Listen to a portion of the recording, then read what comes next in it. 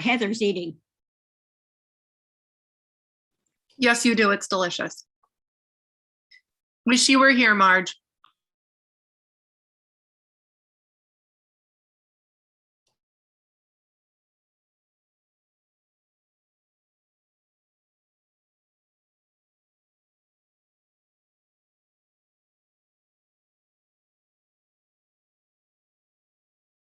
Heather's eating.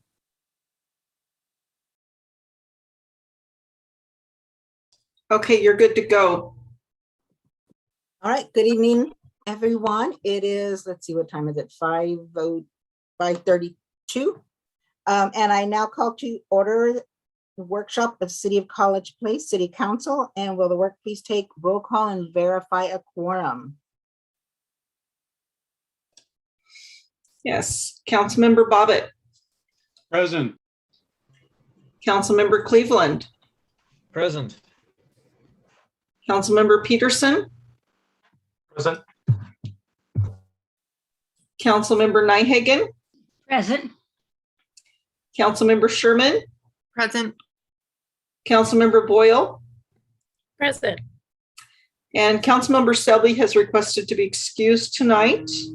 We also have, of course, Mayor Hernandez. We do have a quorum. We're joined tonight by Finance Director Brian Carlton, Fire Chief David Winter, HR Manager Sean Doring, and myself, Lisa Neisel, City Clerk. You are good to go. Great, thank you. Will you all please join me in the Pledge of Allegiance? I pledge allegiance to the flag of the United States of America and to the republic for which it stands, one nation, under God, indivisible, with liberty and justice for all. Great, thank you. So we have two workshop items tonight and no action will be taken. The first one, and you know how much he likes to talk, so put on your slippers because Chief Winters is up for and he's going to discuss the ambulance utility discussion. Kind of lead in. Well, Brian's going to go through his real quick. We all know that. Oh, well, I don't want to take up more time than Brian's going to take, so I'll try and be brief. It is an honor to speak to all of you this evening. It is a little troubling on my soul to be speaking to you this evening. It is not often in the fire service that I like to come to council and tell you that we are at a point where I need your help.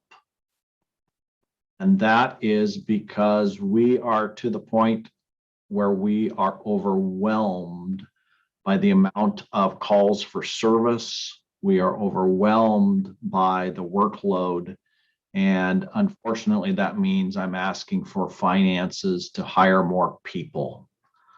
This will be the third time I've presented this to council. We've been waiting on the city of Walla Walla to move forward on their ambulance utility fee because our goal is always to be fiscally responsible and to be honest.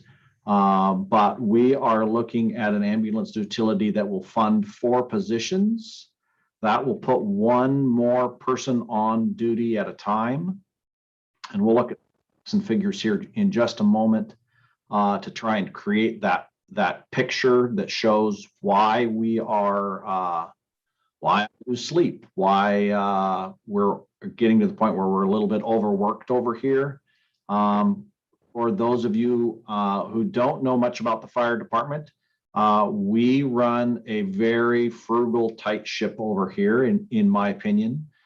We have 6 career staff, including myself, and about 34 volunteers. Most organizations, if we were to look at a national average, you try and staff your department with 1 paid person for every 1,000 in population. So if we are at 10 in population, we would want 10 line career staff.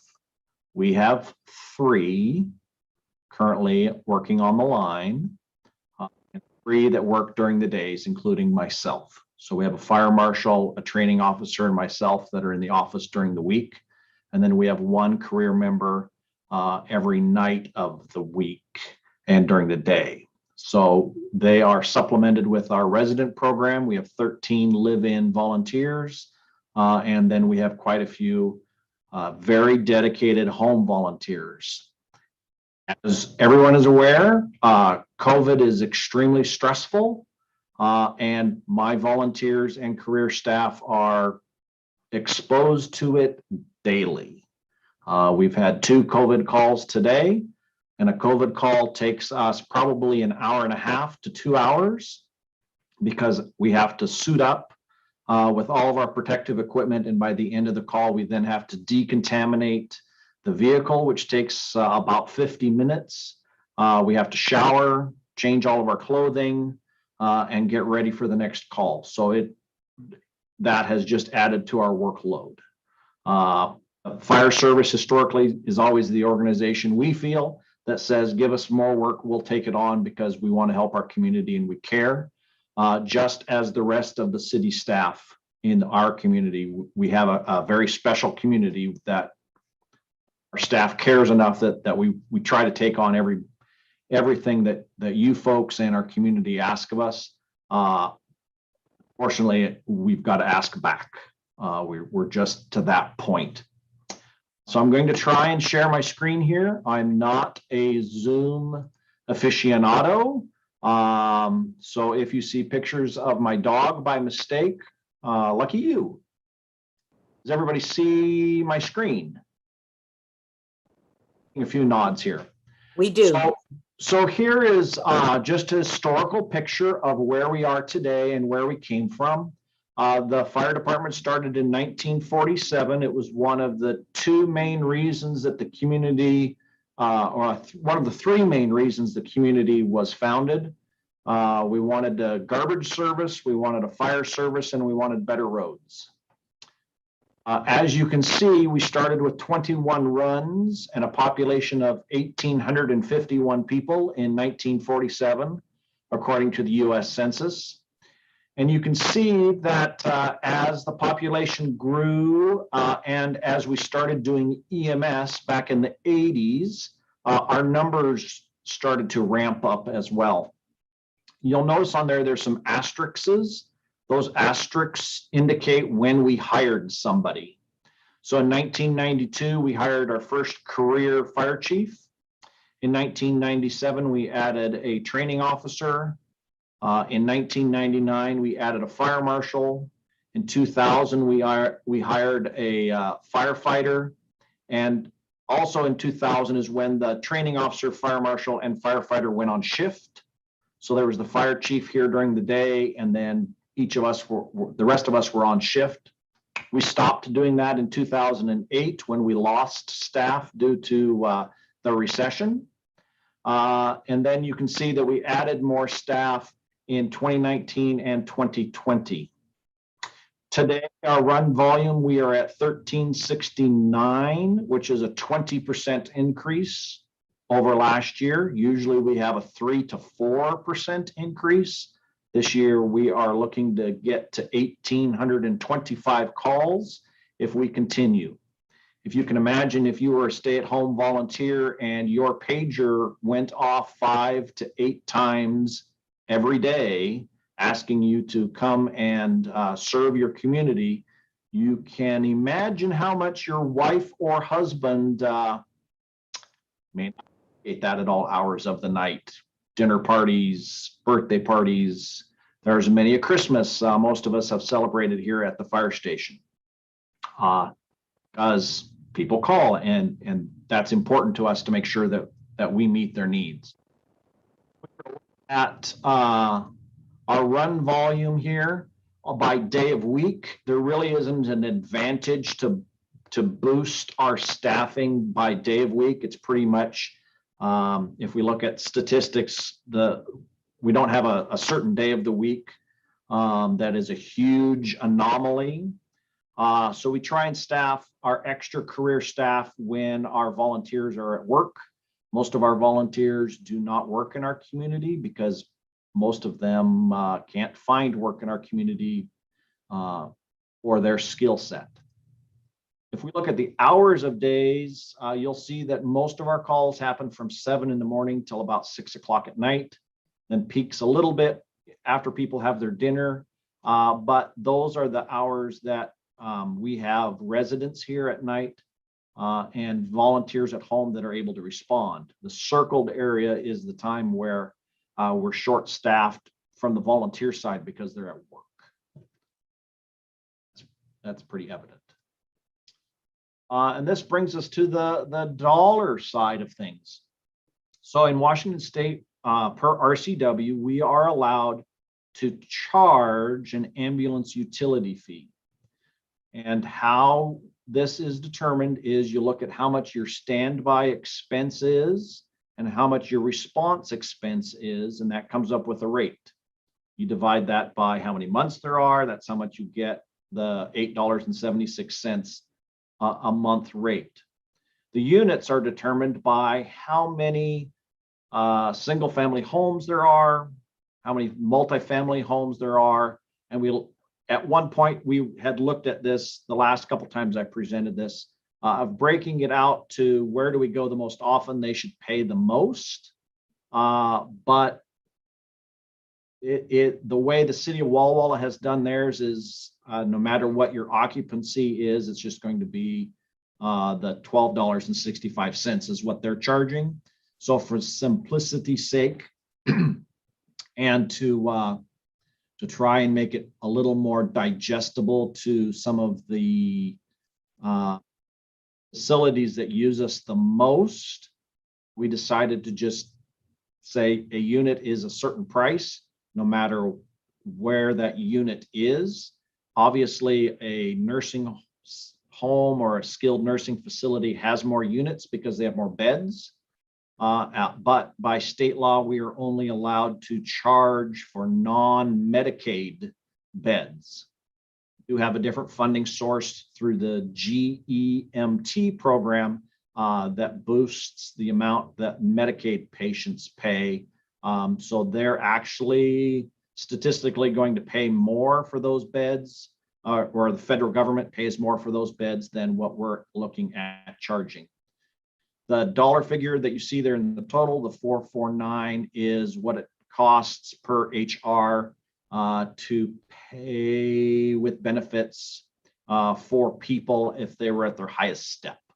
So that's where we're looking at that projection. These numbers will probably fluctuate a little bit when Brian does his magic to it. But this is just a good illustration to get us starting the discussion.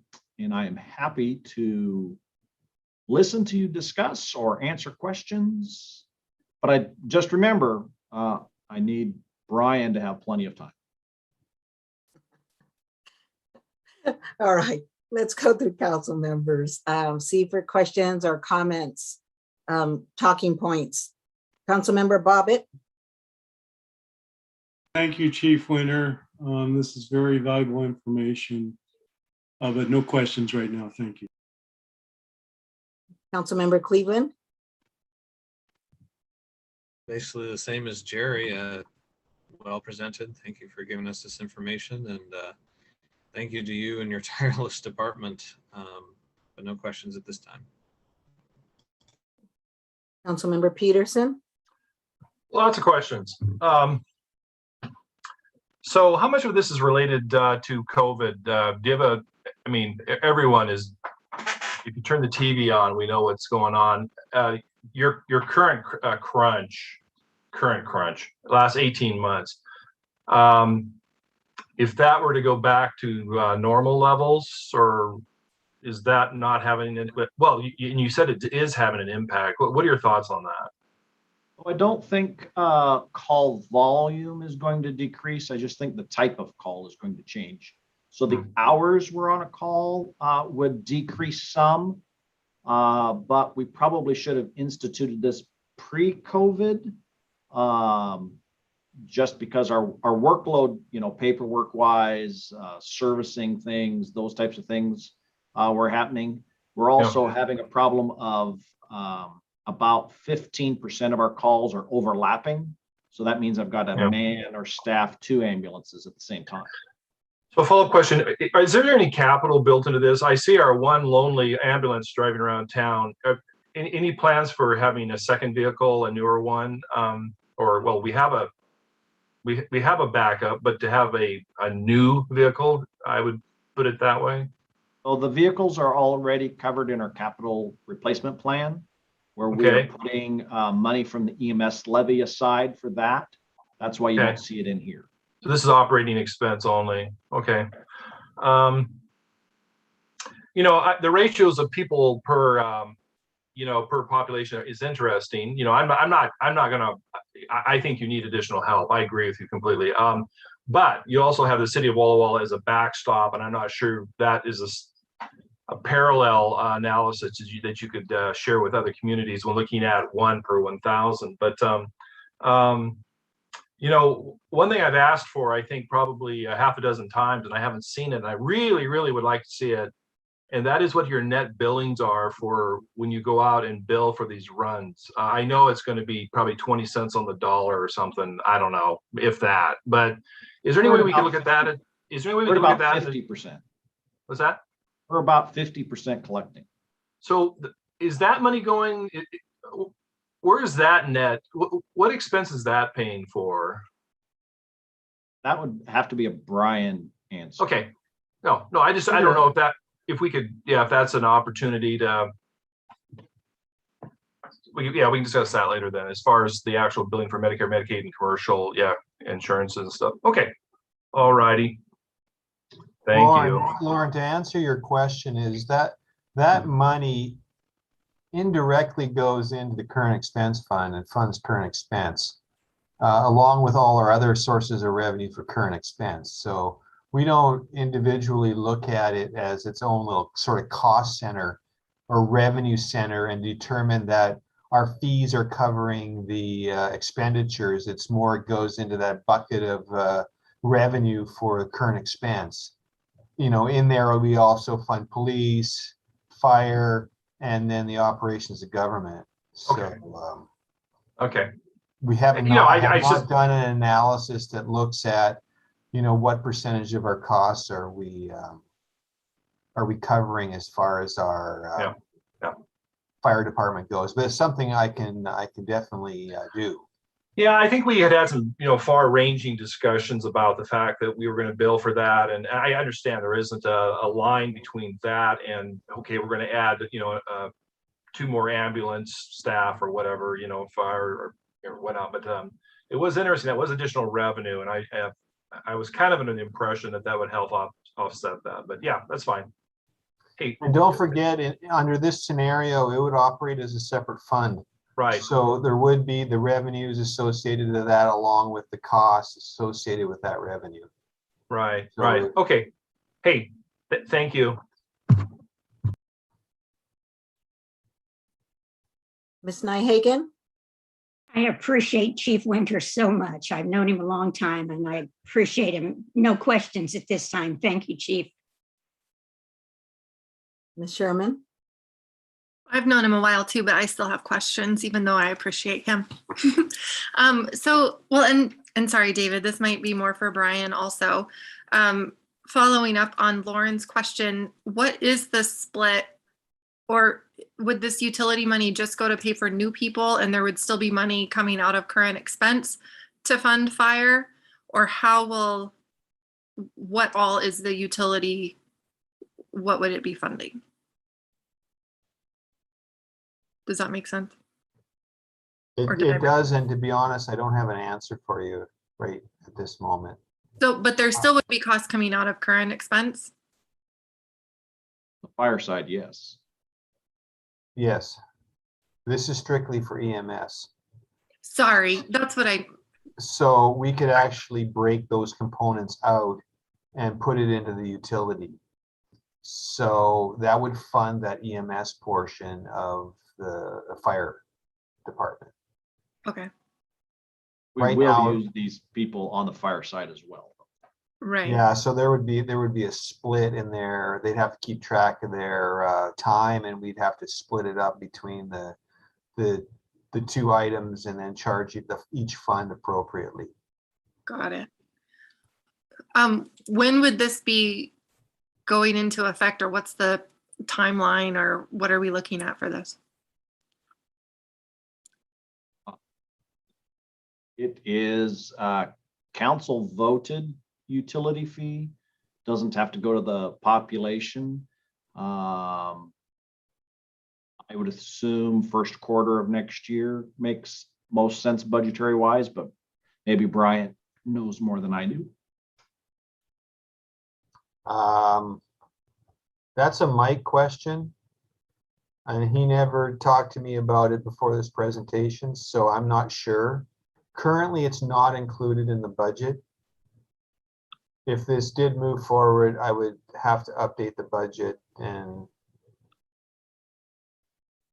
you know, realistically, if it's part of the utility and it's approved, it can start at any time. I don't know what Mike's thoughts are, but, you know, realistically, it might be January. Be good to have it going a full year, Sure. but And so the city, that's just, I don't know Mike's thoughts on it. I just Or didn't know. Chief If, Winters, you know. yeah, I didn't know if this was related to the little red note that says Walla Walla is 1265 starting in 2023. What is it currently? They have one already, don't they? They do not. Oh, so theirs is going to start in 23? Yeah, Got that it. was, yeah. They wanted to get it approved in this council because they felt they would have a difficult time approving it in later councils. And Heather, again, it's not set in stone, but I believe the thought process is starting at first quarter 2022. Yeah, that makes sense. Thank you all very much. Ms. Boyle? I was going to ask about the timeline as well, so I think you guys pretty much covered what I had. Are there any other questions or comments for Chief Winter at this time? This is, Chief Winter, this is for 4 positions. Is that what you said? So currently we work our day staff 4 days a week. So there's 2 people that work Monday through Thursday, and we cover the hours from 7 until 6 o'clock at night. Yeah. And then there's myself that works Tuesday through Friday. So the second person would work the Tuesday through Friday and then help in covering the overtime when other people are off shift. So this is for FTEs? Yeah, okay. And here comes the dumb question. Is it utility? It shows up on the utility bill? Yes. The water Okay. bill. Water bill, right. I'm sorry. I mean, yeah. I I don't kind of know, figured that all out on my own, but yeah, okay. I don't know if you would charge it to water or sewer, Could be a separate line item. but it's whoever has more accounts. Yeah, or what mood you're in. I have another question. Was it 8 something? The number just went away. But whatever the cost is per month that was listed, is that per household, per person, per 1,000 of our assessed value? What is that? So if you are a single family home, it would be $876 per household. The Okay. multifamily would be per apartment unit. Got it. Home would be per where we bill, whatever the factor of the billing on that is. That's probably more of a Brian answer than I should be getting into deeper than. Well, Chief Winter, so Walla Walla University would be billed how? That's a very good question. Yeah, I mean, we'll figure it out. We'll figure it out. I don't know Okay. if Brian wants to just say, you know, it's based upon. Who are you? That's No, a we very get- good question.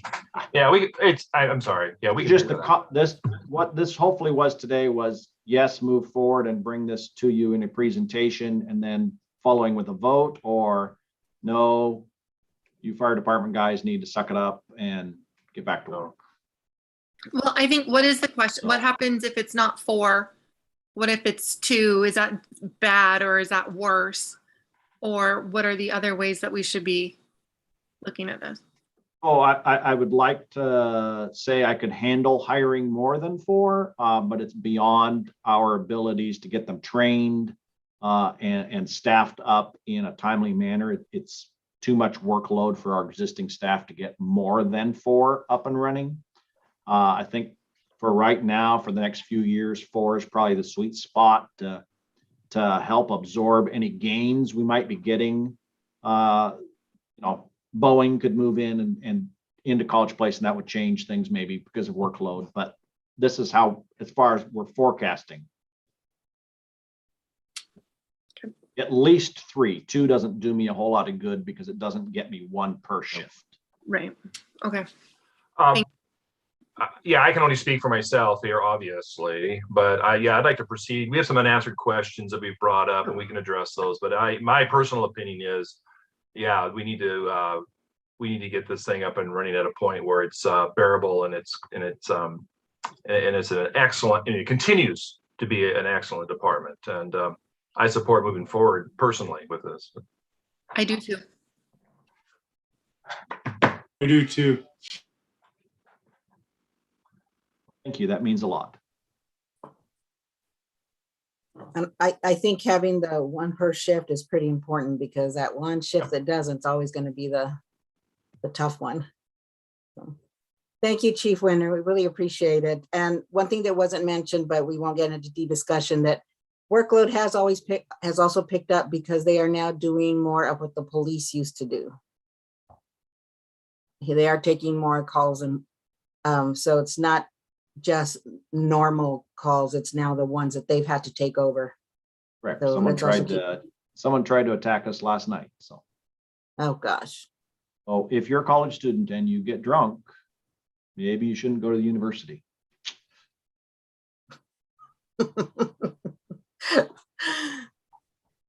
On that note, Also, don't forget that in our development plans, there are some additional senior homes being planned. that's right. So that will add additional volume that I don't know if David took that into account, but that's, definitely going to impact. There's one, on the development planner. Right. So there's more factors than just increased population. Yep. Okay. Any other questions or comments? I have a question. I'm just wondering when we'll be able to take a look at this again. Is this kind of going to be like early next year or next council meeting? No, I think it needs to come in this month. I think it needs to be in another workshop, perhaps, when we get some of these questions. Is that appropriate to have some of these questions answered? And then we need to approve it this year, correct? I'm at If we decide to approve it, yeah. My direction was present this week, go talk to the nursing homes later this week and have something for you by the next council meeting. That was the direction I was given, if you were in favor. Okay. If you want me to slow down, I work for you. No. So this would be brought up in a council meeting more as an informational at the next one, right? To fill in the gaps of knowledge, correct? Okay. So I have what might be a really stupid question, but I don't know this yet. So do we have anything that says before we can add a new utility fee like this to their monthly bills, do we have to give residents a certain amount of time, or can it be, hey, next week you're going to see this new item on your bill? Can we do that? Just so that we kind of have an idea if we want to start it with the new year and we're looking at it's currently already October. Do we have a really harsh deadline like that coming up? No. And Brian, correct me if I'm wrong, but don't the new rates, like Sorry. Sorry, you're breaking up. I was going to say citizens are strongly encouraged to pay attention to their government and give their opinion and say if they have any through our council meetings.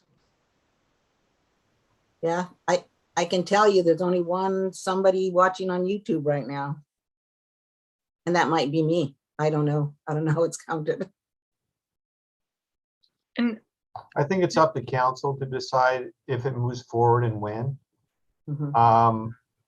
For me, if it's going to move forward, it would be nice to include it in next year's budget numbers that are approved by council at the beginning of December. Yep. If not, we can do a budget amendment at any time. So it's not a big concern, but ideally I like to delve into it financially and, corroborate the numbers. And if it's going to go into the budget, then I need to do the work to present it such that it's a viable fund. I would also say that ideally it'd be nice to get it done as soon as possible because it's going to take time to hire people, get people, already. So it'll probably be at least another 4 or 5 months out after Yeah. it gets approved. Councilmember Bobbitt? Yeah, from what Chief Winter presented tonight, I see there is definitely a need, and I think that as council, we need to move on it as quickly as we can. And I think information at our next council meeting next week that, we need to progress. And then what Brian shared, we got to get it into our budget. Okay, agreed. Thank you. So if you all have specific questions that you would like Chief Winter to make sure he brings to the next council meeting, please get those over to Mike so that he could speak with Chief Winter about them and make sure that they're in his presentation for the next council meeting. Anything else? Yeah, and don't forget that next council meeting's next Tuesday. So just a heads up. You've got all the time in the world, Chief. Yeah. Okay. Well, thank you. Thank you for all the information you put together. I know it took a lot of your time, so thank you. Okay. Welcome. I was in Cabo all last week, so. Explains Got the back last tan. night. This does not tan. This just. It does not help your cause. I was going to say that too. It was $100. My wife made me go.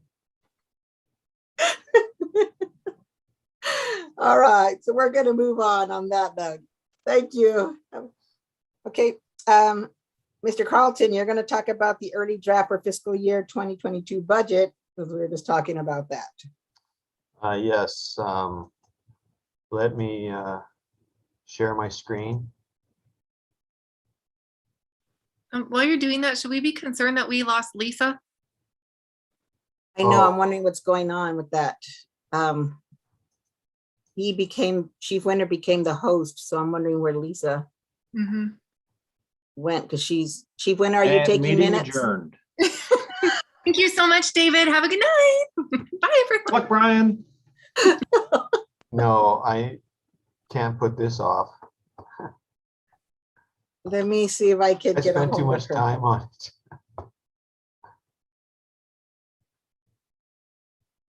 You can go ahead and start presenting. Can Since I? we're not, yeah, since we're not asking any questions yet that she needs to note.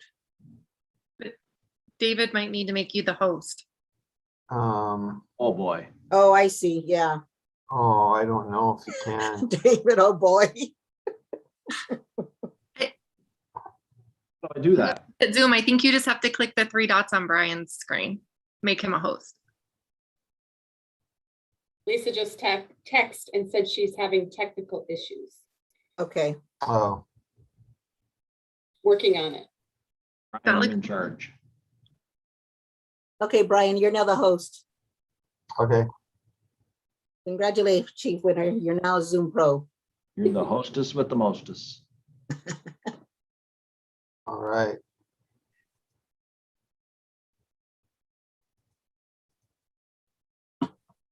Can everybody see that? Yes.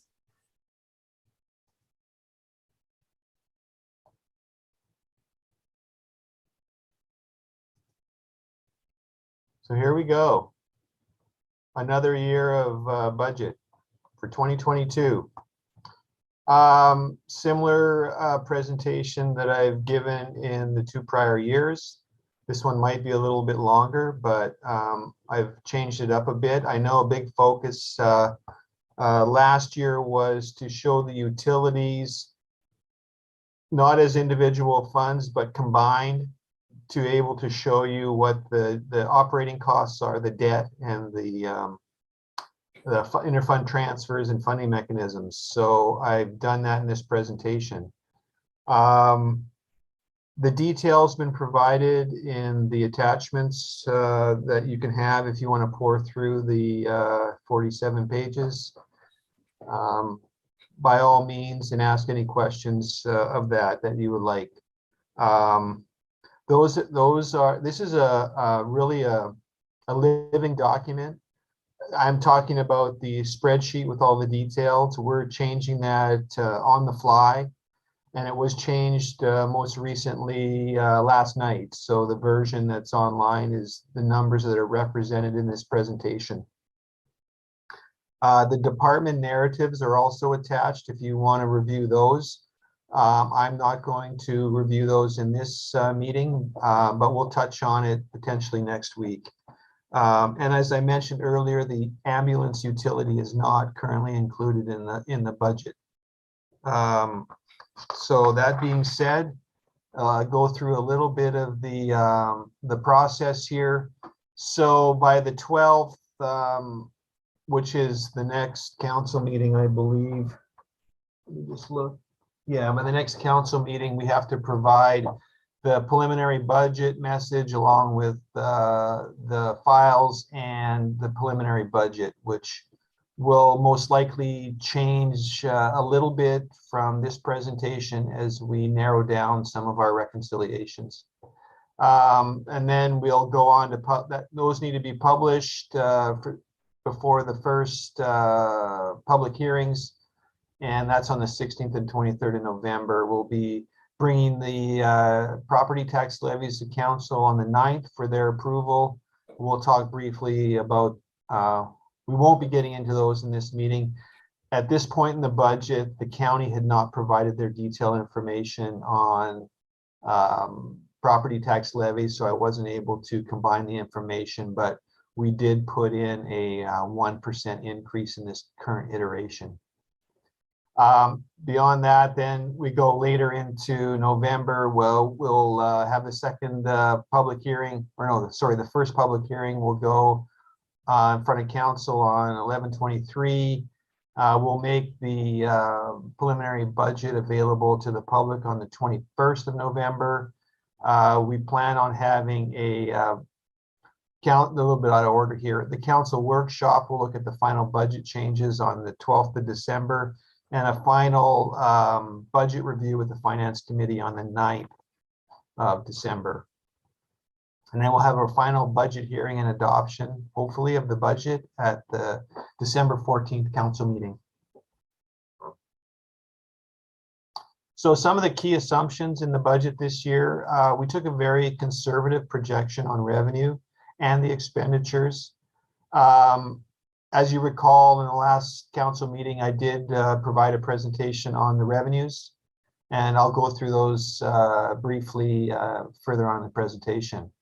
One of the other assumptions, we want to make sure we maintain core services, police, fire, utilities, etc. We want to invest in critical infrastructure, and that's a big thing over the next 2 years. We have a significant number of projects going forward in 22 and as well in 23. We'll also be addressing staffing gaps that threaten those core services. And of course, we'll continue to obtain grants. And you know, Mike's good at that.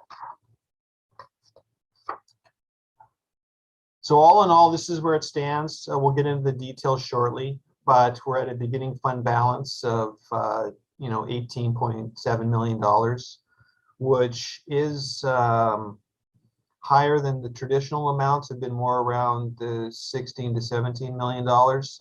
Revenues anticipated at 38.5 million, expenditures at 40. We'll get into the drawdown, the ending fund balance at just under 17 million, which is a 1.7 million drawdown in fund balance, but totally explainable. And I'll get into that as we go through the presentation. So here's all the numbers, and the detail again is in the attachment. So that information is all there. I won't go through every single one of them here. I'll highlight a few. You can see current expense. We have a beginning fund balance anticipated. Don't forget here, the beginning fund balance is for 2022. So it's a forecast based on an annualization that we anticipate what the expenses and revenues are going to be for the final 4 months of the year.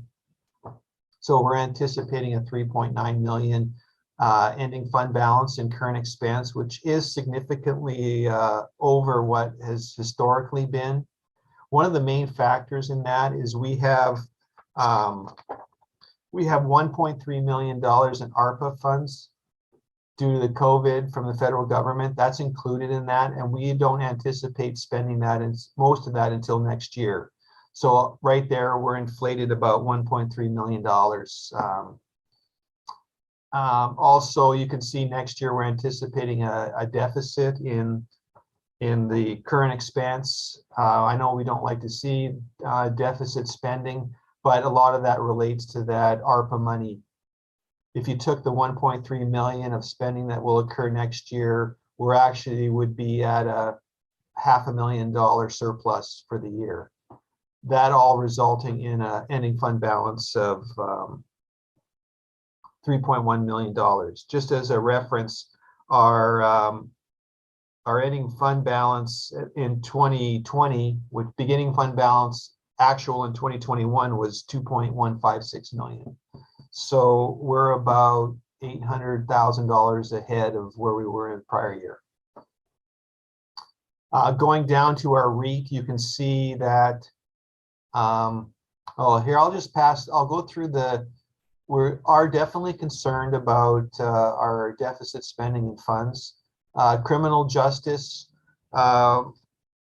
we do have cameras for the parks in there that we're spending on, and that's going to draw down that criminal justice fund a little bit.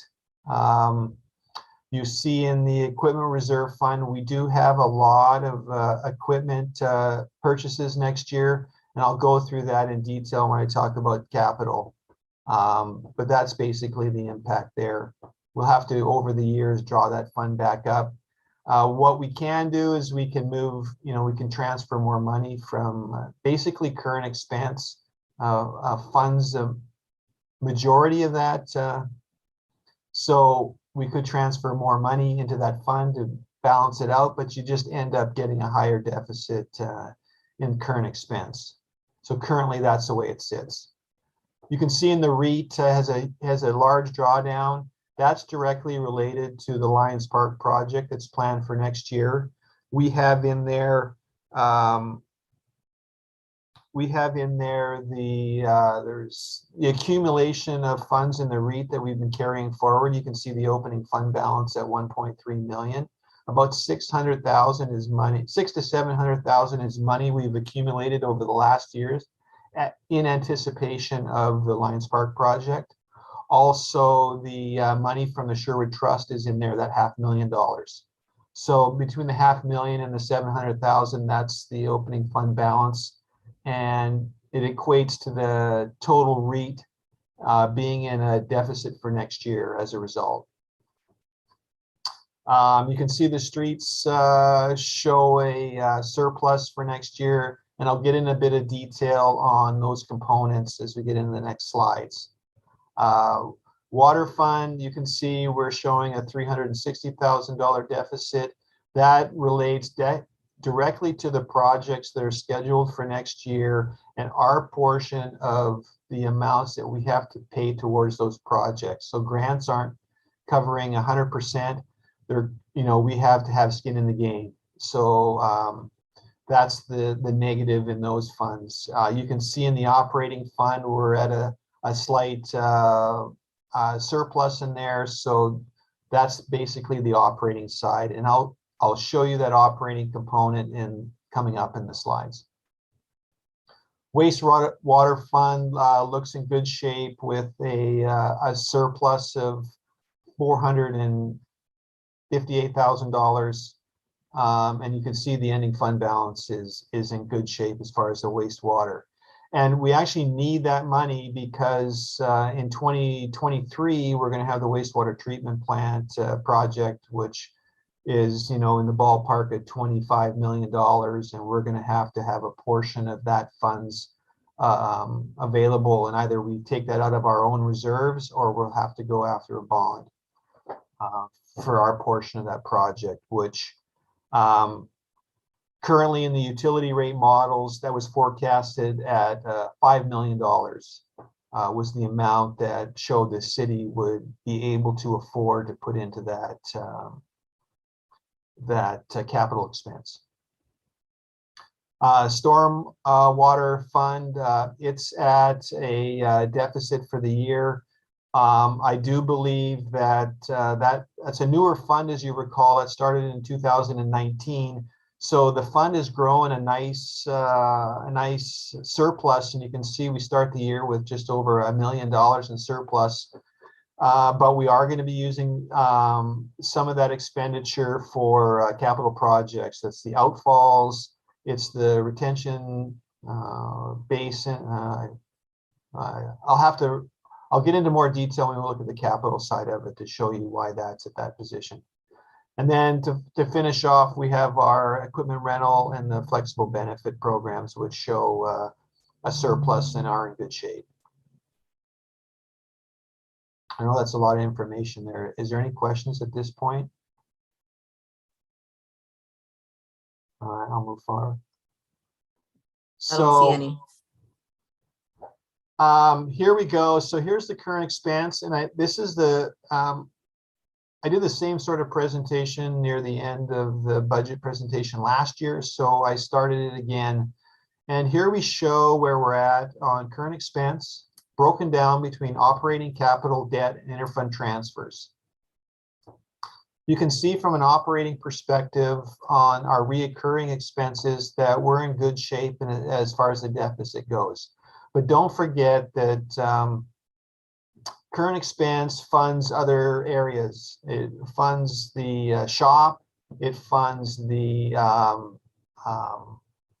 roads, the street program, and there's other mechanisms, and that's why there's such a big interfund transfer out, because we fund those other programs. So ultimately, we're in from an operating perspective, we do show a net deficit, but then again, we're funding those other programs. You can see on the non-reoccurring side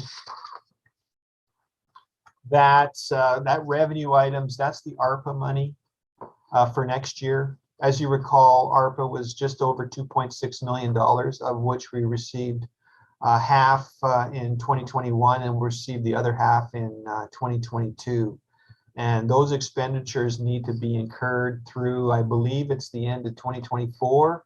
So we're going to see financial impacts from those revenues over the next 2 to 3 years. We have some capital commitment that's non-recurring within the current expense. And the interfund transfers of 1.8 million, that's directly related to the transfers out of that 2.6 million of COVID money going to other programs. We're sponsoring some of the street projects. It's going to purchase some of the equipment, etc. So overall, you can see that deficit does seem like a lot of money, 842,000, but when you think we have the carryover of the COVID money from this year to next year, that's completely explainable and within the realm. Here's the streets program. You can see from an operating perspective that the money that's generated, most of that money is generated from fuel tax from the state. It's not enough to fund the program. So as a result, we have to have interfund transfers to make it have a surplus. So that 800,000 is an operating transfer from current expense. And then we also have some transfers out because they have some expenditures because they have equipment that they're purchasing that comes out of the equipment fund. The non-recurring capital, that's the projects that are in the revenue is for grant funding, and the expenditures are the projects, and we'll bring up those projects near the end of the presentation. So you can see overall we're showing a surplus for the it's not a utility, but we do like to present the streets as almost like a utility.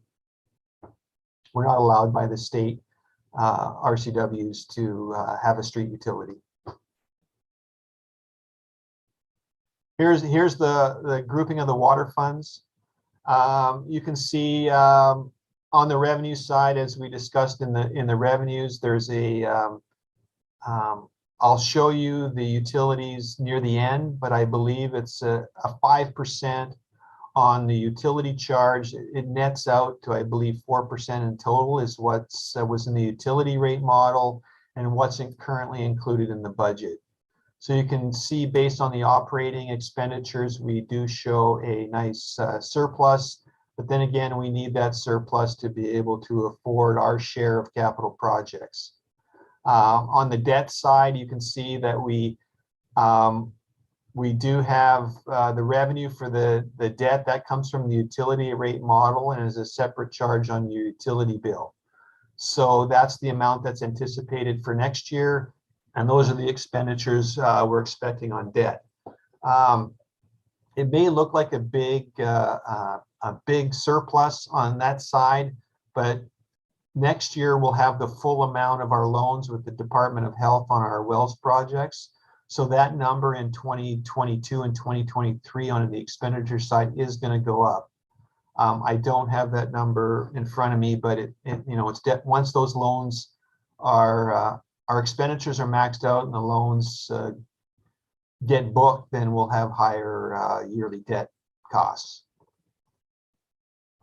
And then we have interfund transfers out that relate to equipment and out of the operating and into the non-recurring for transfers, typically from the rate model for capital projects financing. You can see in the non-recurring side, definitely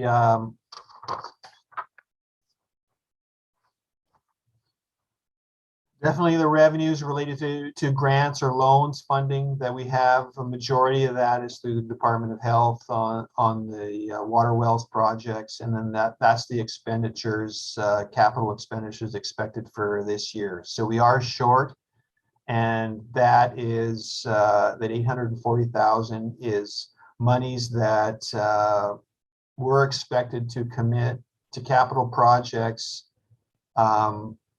That's our share of any of the loans or the grant programs we're involved with. Overall, you can see we do have a drawdown in the total amount of the water funds of $360,000, and that definitely relates to our wells projects and the additional projects we have for the water utility. Here's the wastewater, and you can see that from an operating perspective, our revenues are anticipated, I believe it's 4%. That'll come up in a slide a little later. And then we do definitely show a surplus on the operating side, but then again, we have debt coverage and our interfund transfers impact it. So overall, we show our wastewater operating utility at a $1.34 million deficit. Again, we need that deficit. We need that surplus in order to fund our projects. And within that projects, of course, next year we have the Southwest Sewer Project, which is a component of that.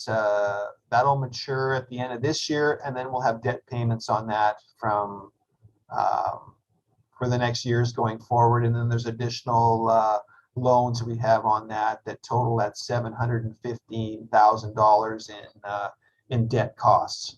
That includes both principal and interest.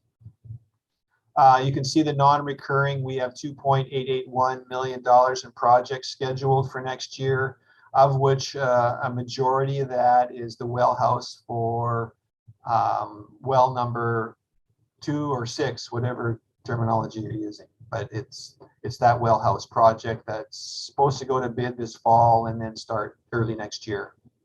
I'll get into some of the additional projects as we look at the capital side. So overall, the wastewater utility is showing a surplus of $458,000, which again, we're going to need that because of the wastewater treatment plant project going in the next year or two. The stormwater, again, that's a new utility starting in 2019. So you can see we are showing a bit of a surplus on the operating side. We do have some small debt that's going to mature in a couple of years, so that $48,000 will come off. And then the transfers are shown in the utility rate model, and their ins and outs, but they do impact the capital side. So based on our non-recurring costs, which are capital expenditures, that revenue is related to funding from operations and from grants that we can get.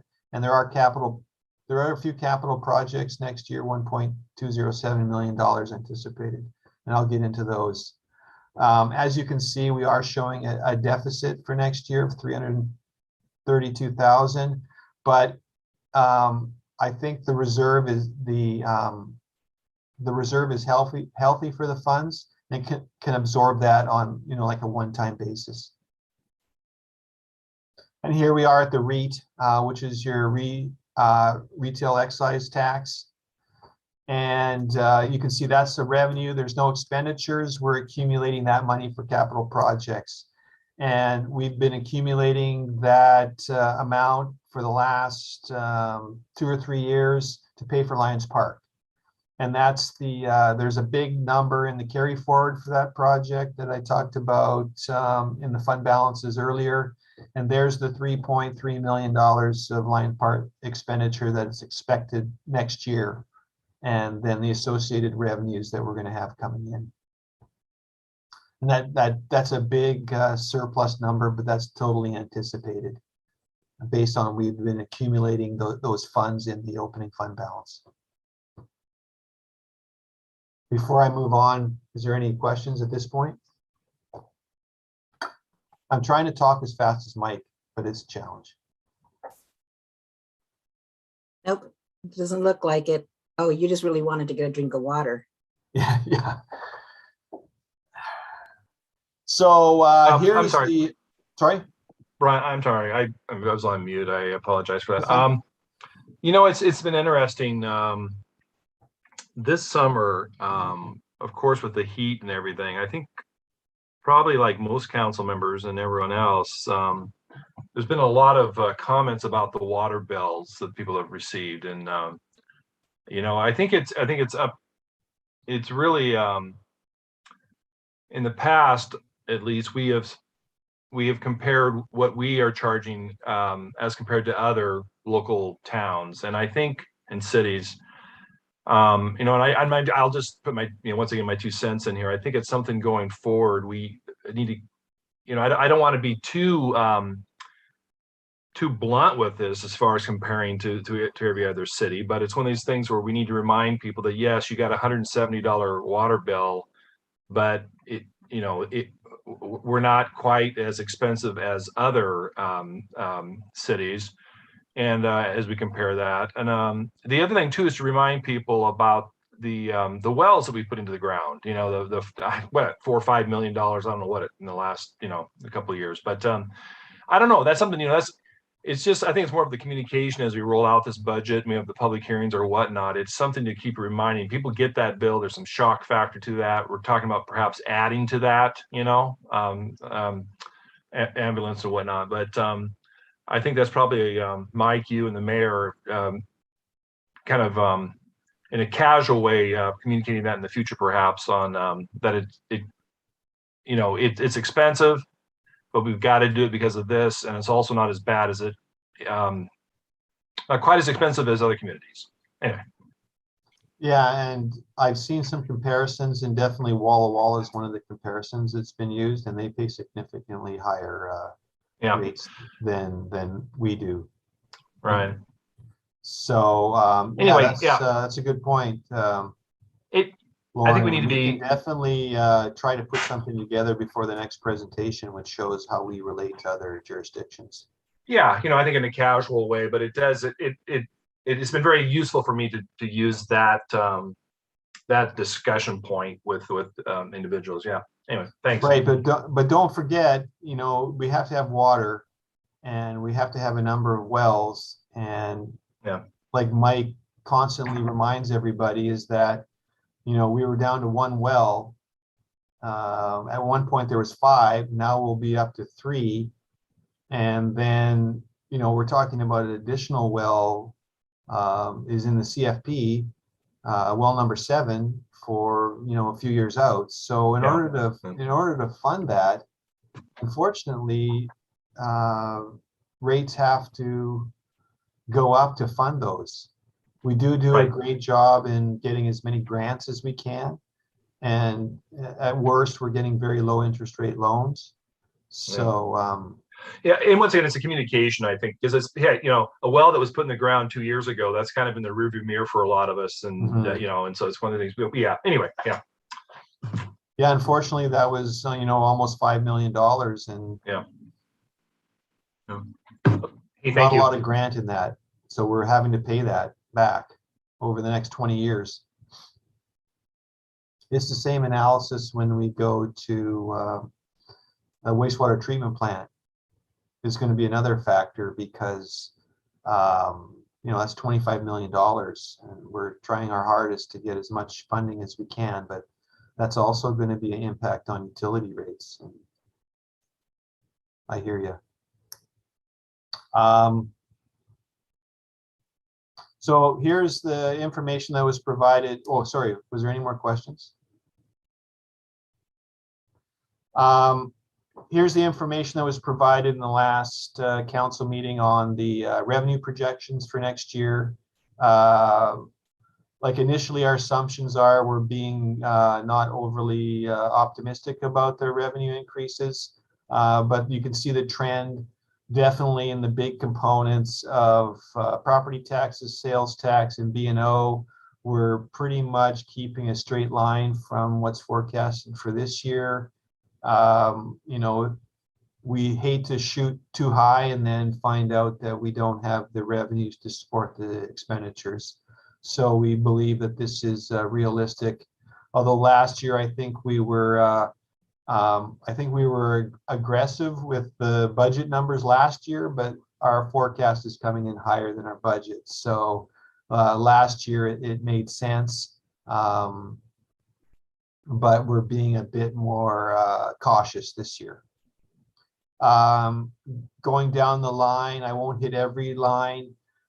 We've talked about it. You can see the ARPA revenues in there for the 1.3 for this year, and it'll be an additional 1.3 for next year. We get down into our utilities in that 400 range, and we're taking the increases straight off of our utility rate models that were redone last year, which take into account all those capital expenditures.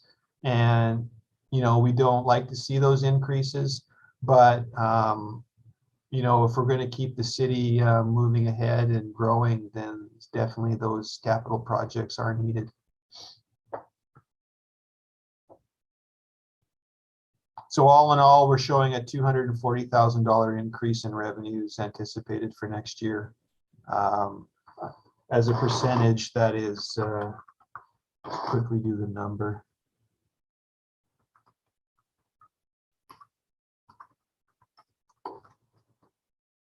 That's a 1.4% increase in anticipated revenues for next year in total.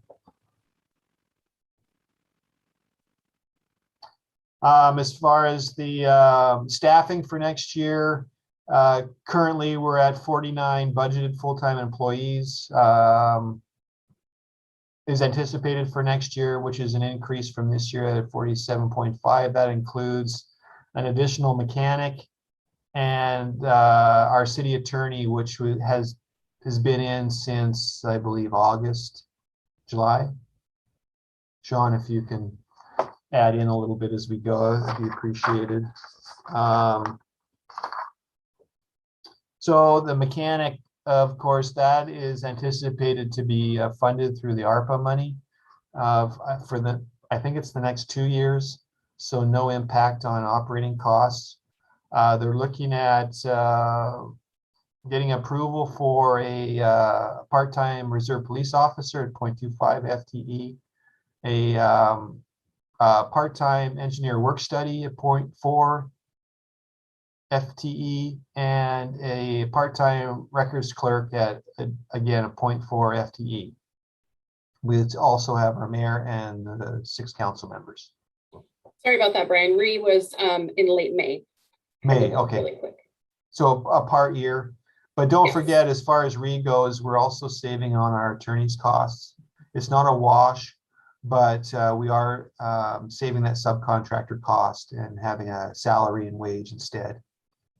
I don't have that differential in front of me. If anybody's interested in that number, I can provide it. As far as anticipated wage increases, it's what we have in the budget currently is we have 5% for police. That's the 3rd year of a 3-year contract. Fire's at 3%, which is the 2nd year of a 3-year contract. The public union, they're currently in negotiations, so we're not sure where that's going to end up. I'm not sure what Sean put in the bias budget for that portion. 3%? Okay. I just estimated 3. Currently, we have in a 3% increase for the non-union exempt and non-exempt. That's what, remember last year, because of COVID impacts, are worried about operating expenditures. We only gave a 1% increase. So this year, currently in the budget is a 3% increase. In that non-union, non-exempt, the exception to that is police sergeants are at a 5% per contract. As far as the health insurance for the police, that number is for health, vision, and dental currently is not available. And standard life, no increase, and employee assistance program, no increase. As far as the other employees, health is, we got a estimate of a 5.8% increase. No increase in vision, dental at 2%, and standard life, no increase, as well as the employee assistance program. So currently, those are the numbers that are presented in the budget. Brian, Councilmember Bobbitt has a question. Yes. Yeah, is this where the additional fire staff would show up? Yes, it would, but currently, as it's not, the utility is not included in the budget at this point. Yeah, I understand that. I'm just wondering if this is where we would actually see that appear if we. That would get included that. there, as well as you would have a different, you'd have a new fund. So you would get the detail in a different fund for the costs associated with that and revenues. Okay, thank you. But also you would see the staff increase here as well.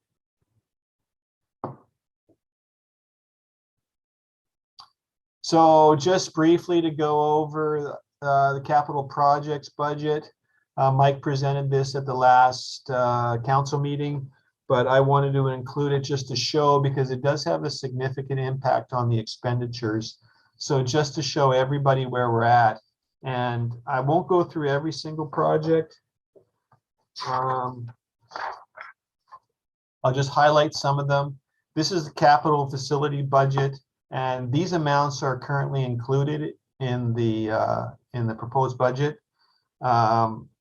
So in the admin community development, we have an AV system of $300K.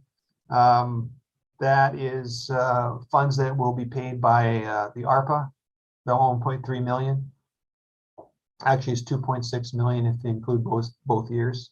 And we also have the design for the backspace in the office here. In the fire, we do have the fire training tower expenses with the city of Walla Walla that we agreed to pay over, I think it's 4 years at $65,000 a year. That's included in there, as well as there's dorm room and staircase that need to be renovated in the fire hall for about $100K. In the police, we do have some work on the gun range roof, and there's a couple other smaller projects in there. The parks, of course, that's one of the big projects for next year, and that's Lions Park. In the stormwater, we do have outfalls and dry wells, as well as Birch Street improvements and decant facility. So definitely a lot of projects going on in the storm utility next year. The streets, we have, again, a lot of projects going for streets. And as you recall, we don't have a utility for streets, so we either get funding from the state or we have to come out of our own reserves. And as you recall, the fund is getting drawn down a little bit next year as a result of doing some of these projects. We have 4 bikes, we have some sidewalks going in. We also have engineering on Majonier, which is, just over $700,000. And we have the dark fiber costs. I believe that is just I'm not sure if that's the engineering. Just a sec.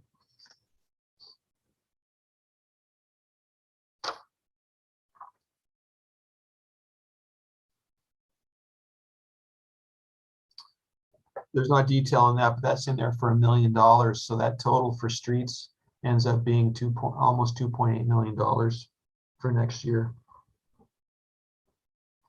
In wastewater, we have a number of projects going there as well. We have some of the wastewater treatment project going forward next year at $1 million. We have the lift station number 5, and we have sewer lining projects. So they're $2.8 million. And then in the water, we have the completion of the well house on well number 6, as well as a number of other projects in there, which is the Sky and 12th water main replacement at $617,000. We have Whitman's Maple Solar Array at $450,000, and the well number 7 engineering at $510,000, and this engineering on the water storage tank reservoir of $350,000. And some of those projects are funded through the ARPA money, at least as far as the engineering goes, and some of the street work, as well as being funded by ARPA. So all in all, big expenditure planned for next year in capital at $15.5 million.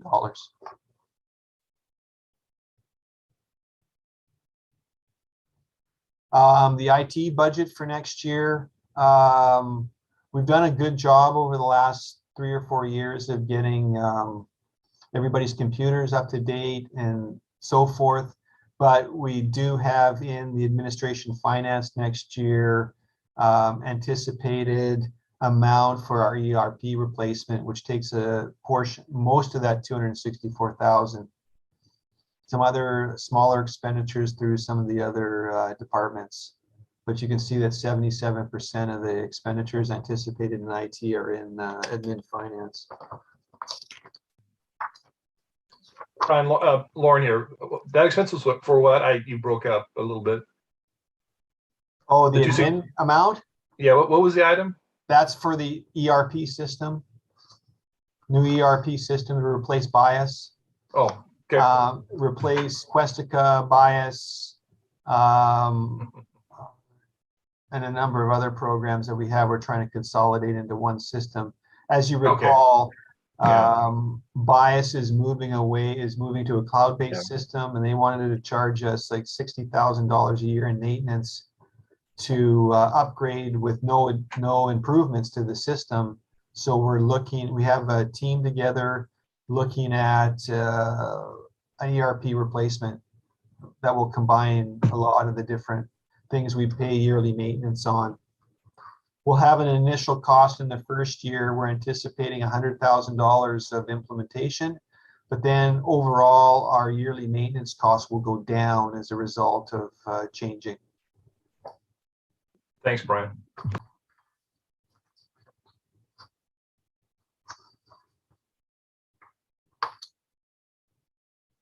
And then we have our equipment replacement. So at admin, we're looking at City Hall generator, which currently I don't believe works.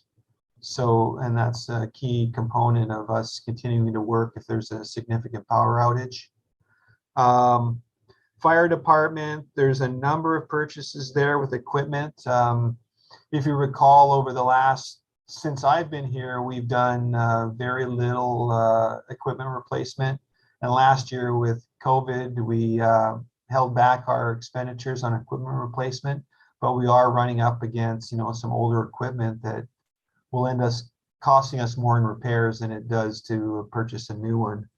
So within the fire, we have our traditional annual turnouts in there, but 12,000. We're looking at a new vehicle for fire marshal at 54. Some more breathing air packs that are at the end of their useful life at 27,000. A new pickup for fire department captain at 54,000. A new mob truck for the fire. I'm just blanking on the name for the fires out in the districts. 125,000. We're looking at a new ambulance replacement.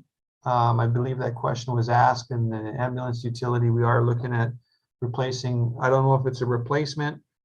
It says a replacement, so I assume we're not adding to fleet. We're just replacing. 250,000. And we did include in our ARPA expenditures a new fire truck anticipated at 700,000. So that fire is definitely a big component of the vehicle replacement, equipment replacement next year. In the police department, we continue with our leasing program, which is 157,000 a year. And our tasers that are out of warranty need to be replaced at 17,000. In the parks, we're looking at replacing one of the 2007 flatbed pickups. In the stormwater, we are looking at replacing the Vector truck, and that's at $750,000. And that is a 1999 current model. In the streets, we're looking at a couple equipment replacements. We're looking at the new Stellar truck at 90 and a new water gallon truck, street flusher truck at 250,000. In wastewater, there's an addendum going in. That was the addendum that went in last year that we're taking on. They're charging us for the equipment that's used at the wastewater treatment plant, and that's the amount on that contract. And then we're looking in water a replacement of a 2000 pickup truck for 37,000. So all in all, what's included in this budget is close to $2.9 million in equipment replacement.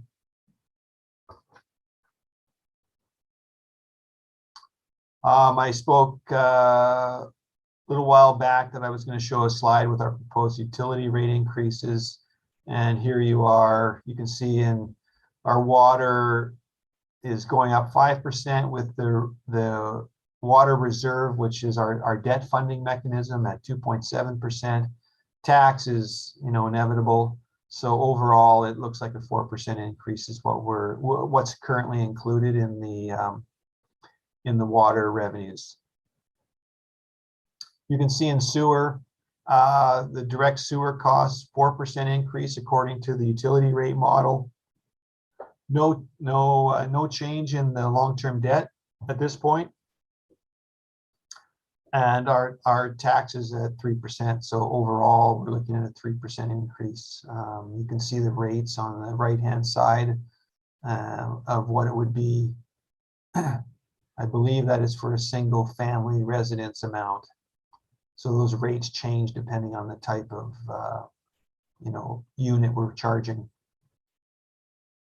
And then you can see stormwater at a 3% increase for next year. So overall, you can see it's a 3% increase anticipated for next year. If you're looking at any of the CPI models that are out, currently CPI is looking at between 5% and 6% increase this year. So given that, that's what our utility rate model showed. We need to maintain services and be able to fund our capital.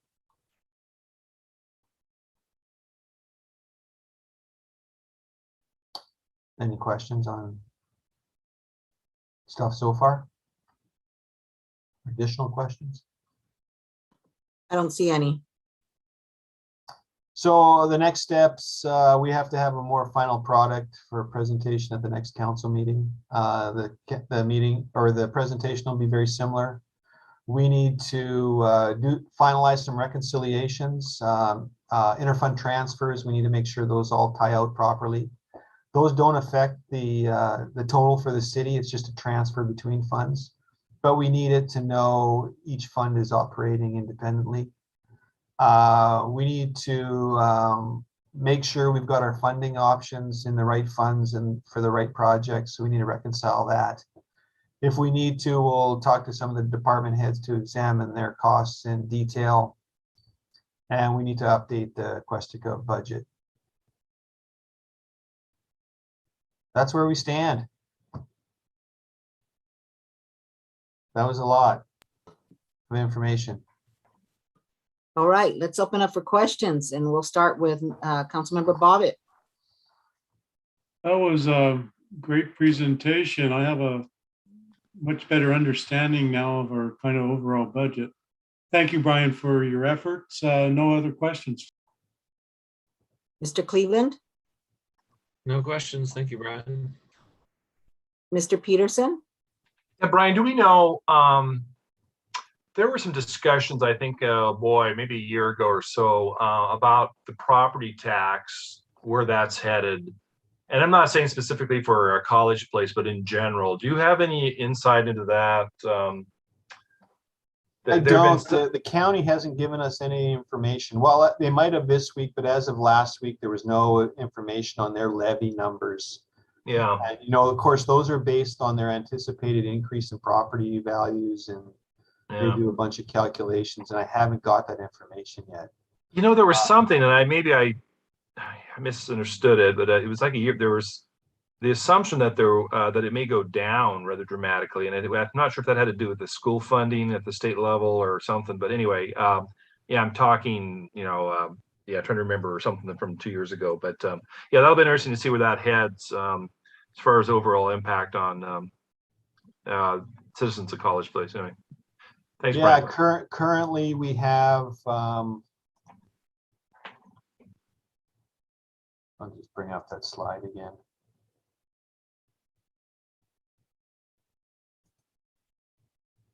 So currently for our property taxes, we have in a 1% increases in the 2022 over our forecasted number. No, So okay. $56,000 increase.